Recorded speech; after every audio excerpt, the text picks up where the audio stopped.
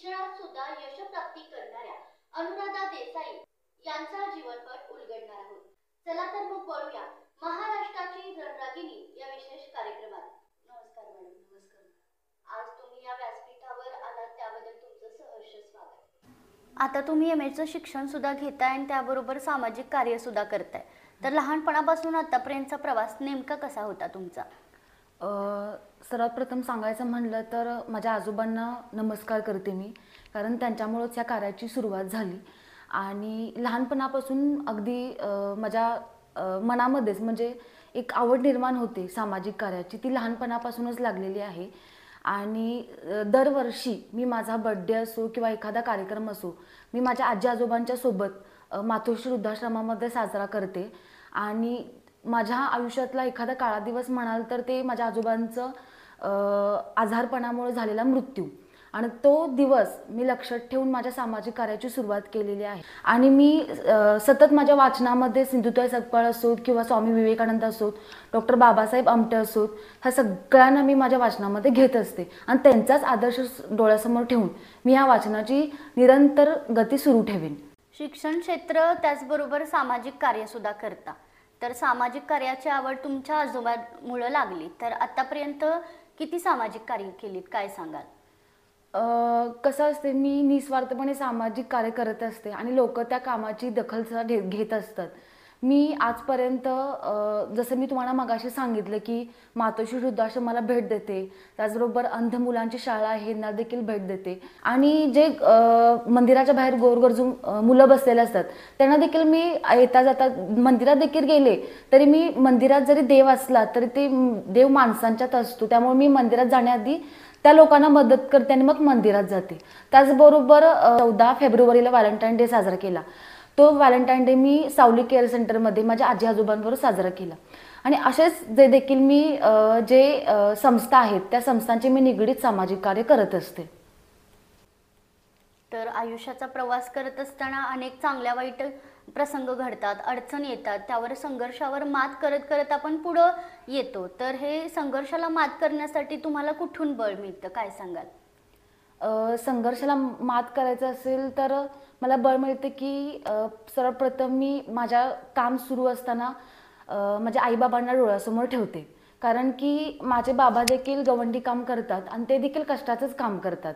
त्यामुळे मी संघर्षाला मात करत करत माझ्या आईबाबांचं जो चेहरा आहे तो डोळ्यासमोर ठेवते आणि माझा संघर्ष असाच पुढे ठेवते। आणि मी देखील सामान्य घरातलीच मुलगी आहे आणि नक्कीच सामाजिक कार्याचा हा उपयोग मला जीवनामध्ये पुढे होत आहे। हे सामाजिक कार्य सुद्धा करता, त्याचबरोबर तुम्ही एनसीसी मध्ये सुद्धा भाग घेतलाय, तर तो अनुभव कसा आहे तुमचा? मी 11वीला एनसीसी मध्ये सहभागी झाले आणि एनसीसी मुळे माझ्या जीवनामध्ये एक प्रकारची शिस्त लागली। एनसीसी मध्ये एक युनिटी अँड डिसिप्लिन असते, त्यामध्ये मला एक शिस्त लागली की आपण एखादं काम करायला जातो किंवा एखादा सक्सेस जीवनामध्ये होत असतो तर आपल्याला आधी शिस्त लागते, शिस्तमुळेच आपण या जीवनामध्ये सक्सेस होत असतो। मग हे सुद्धा करताय, एनसीसी मध्ये भाग घेताय, शिक्षण सुद्धा कंप्लीट करताय, त्याचबरोबर सामाजिक कार्यामध्ये सुद्धा तुम्ही सहभाग घेताय। हे करत असताना तुम्ही नेहरू युवा केंद्राचे स्वयंसेवक सुद्धा आहात, तर त्याबद्दल काय सांगाल? नेहरू युवा केंद्र हे आपल्या कोल्हापुरामध्ये देखील आहे आणि बऱ्याच लोकांना हे माहीत नाही की आपल्या कोल्हापुरामध्ये नेहरू युवा केंद्र आहे। आणि नेहरू युवा केंद्र युवकांना अनेक संधी देत असतं, युवकांना एक व्यासपीठ तयार करत असतं। त्यामुळं मला जास्तीत जास्त इच्छा आहे की जास्तीत जास्त कॉलेजच्या मुलांपर्यंत नेहरू युवा केंद्र हे पोहोचावं आणि त्यांना एक व्यासपीठ निर्माण करून द्यावं। आणि मला देखील त्या नेहरू युवा केंद्राने व्यासपीठ तयार केलेलं आहे आणि मी देखील नेहरू युवा केंद्राची एक व्हॉलेंटियर आहे। तर त्यामध्ये कसं काम चालतं? नेहरू युवा केंद्र हे विद्यार्थ्यांना, जसं की माझी परवा एक मुंबईला युथ पार्लमेंट झाली, अशा अनेक कार्यक्रम घेत असतं। त्यामध्ये कोल्हापूर जिल्ह्यातून माझं सिलेक्शन झालं होतं आणि ते एक सब्जेक्ट देतात, त्या सब्जेक्टवर ना मला डिस्ट्रिक्ट लेवलला वन नेशन वन इलेक्शन हा सब्जेक्ट दिला होता। त्यावर 60 सेकंदाचा माय भारतवर व्हिडिओ अपलोड करायचा होता।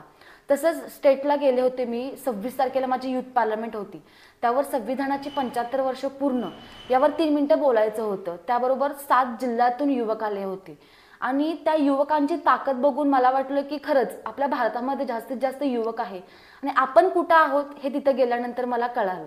आणि त्याबरोबर मला एक जास्त ऊर्जा मिळाली की तिथं गेल्यावर कसं युवक कसा असावा आणि आपल्या भारताचे पंतप्रधान नरेंद्र मोदी आहेत त्यांच्या दृष्टिकोनातून युवक कसा असावा हे मला त्या दिवशी कळालं. म्हणजे वेगवेगळी कामाच्या माध्यमातून तुम्ही इतरांपर्यंत पोहोचता.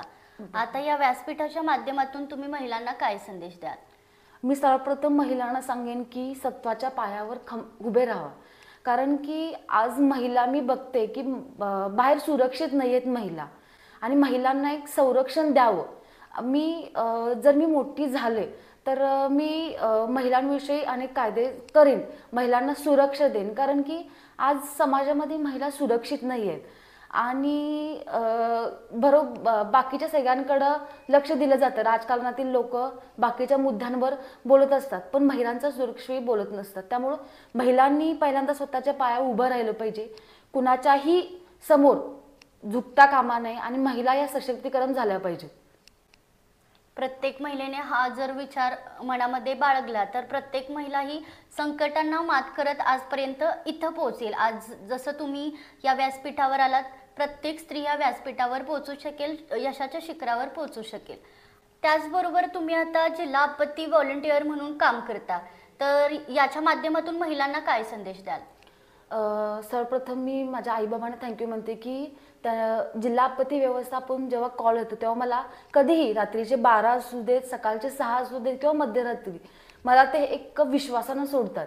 आणि जिल्हा आपत्ती व्यवस्थापनाचं सांगायचं म्हणाल तर जिल्हा आपत्ती व्यवस्थापन मला एक सक्षमीकरण दिले.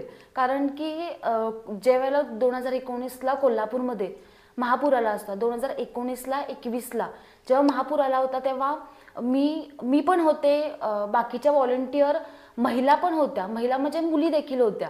आणि कोल्हापूरमध्ये जेव्हा महापूर आला होता त्यावेळेला जे पुरामध्ये ग्रस्त व्यक्ती होत्या त्यांना बाहेर काढण्याचं काम आम्ही व्हॉलंटियरने केलं आहे. त्यामुळं मी जिल्हा आपत्ती व्यवस्थापनाच्या सरांना आणि आपत्ती व्यवस्थापनाच्या पथकाला थँक्यू म्हणेन की त्यांनी मला एक सक्षमीकरणाची एक संधी दिली आणि युवांना पुढे येण्यासाठी हे एक व्यासपीठच आहे जिल्हा आपत्ती व्यवस्थापन. कोरोनाच्या काळात सुद्धा तुम्ही भरपूर प्रयत्न केले, त्यांना मदत केली, तर तो प्रवास कसा होता? आलेला अनुभव कसा होता तुमचा? कोरोनाच्या काळात काम केलं म्हणाल तर प्रत्येकाच्या अंगावर आता काटा येतो की कोरोनाचा काळ इतका गंभीर होता ना की घरातून बाहेर पडायला कोण तयार नव्हतं. आणि मीच अशीच मनात एक इच्छा बाळगली की नाही, मी प्रामाणिक आहे आणि मला काही होणार नाही.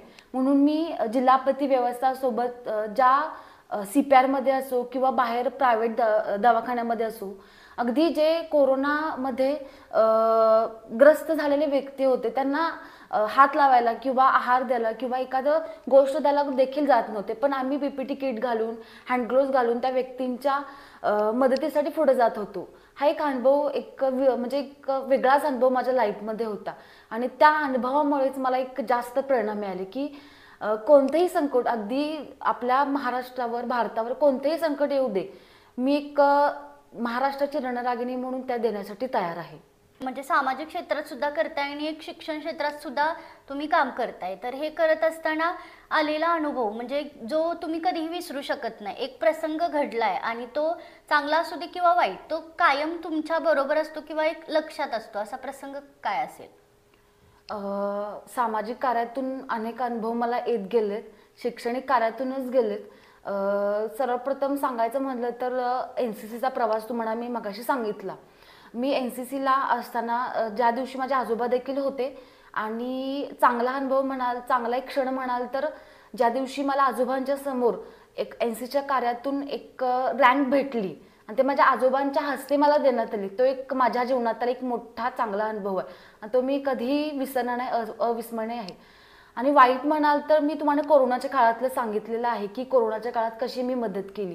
त्यावेळेला माझ्या घरचे देखील मला म्हणायचे की नको, तू एक आमच्या घरातली एकुलती एक मुलगी आहेस, तुला झाला तर आणि मग उगाच घरातल्यांना वाईट काहीतरी प्रसंग येईल किंवा काहीतरी अडचण येतील. पण मी मनाची एक गाठ बांधली की नाही, मला काहीतरी होणार नाही, म्हणून मी बाहेर पडले. त्यावेळेला एक महिला सक्षमीकरणाचा एक संदेश आहे ना, तो लोकांपर्यंत मी देईन. आज तुम्ही इथं आलात, तुमचा संघर्षमय प्रवास या व्यासपीठाच्या माध्यमातून शेअर केलात, त्याबद्दल खूप धन्यवाद. थँक्यू.